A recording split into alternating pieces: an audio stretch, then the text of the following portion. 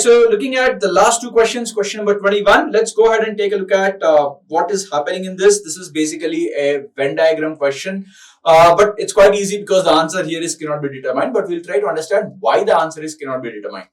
So we have three circles basically representing people or students or the students who are reading these three types of books. 54 are reading non-fiction books, 72 are reading fiction books, and 60 are reading comics.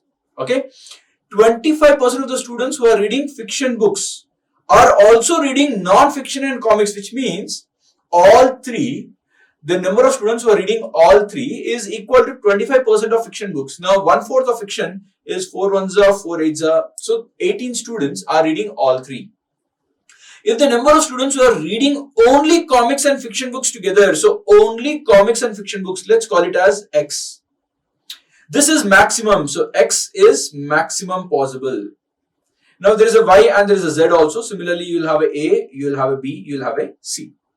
Then find the number of students who are reading exactly two types of books. So we need X plus Y plus Z.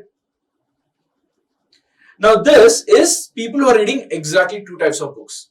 A plus B plus C will be the people who are reading exactly one type of book, and of course 18 will be the people who are reading exactly three types of books. Now, couple of things you need to keep in mind when you're dealing with Venn diagrams is, if you add exactly 1 plus exactly 2 plus exactly 3, that is the full Venn diagram, all parts are added, you should get the total. Let's call it as T. Now, what do I get? If I add the three circles, including the overlapping parts again and again. So, for example, if I add NF plus FB plus comics, what do I get? I get exactly 1, because ABC will be added only once, because A is coming only in the first circle, B is coming in the second circle, C is coming only in the third circle. But your XYZ are there as a part of two circles. So when I am adding all the three circles, X will come twice. Once it will come in fictional and once it will come in comics. Similarly, your Y will come twice. Once it will come in Facebook, once it will come in non-fiction. Sorry, not Facebook, FB, I'm calling it as Facebook. Sorry, it's fictional books. And then non-fictional books. And then you have Z. Z, you'll have it as a part of comics, and Z will also have it as a part of your non-fiction. Which means, when you add the three circles, the common parts are repeated. So if you take the repetition into account, you will get 2 times of exactly 2 plus exactly 3 will be counted 3 times, because that middle 18 is a part of all three circles. So every circle it will get added. This should be equal to sum of all of them. What is the sum of all of them? 54 plus 72. So that's about 126. 126 plus 60, which is 186. Now, had you known the total, you can subtract these two.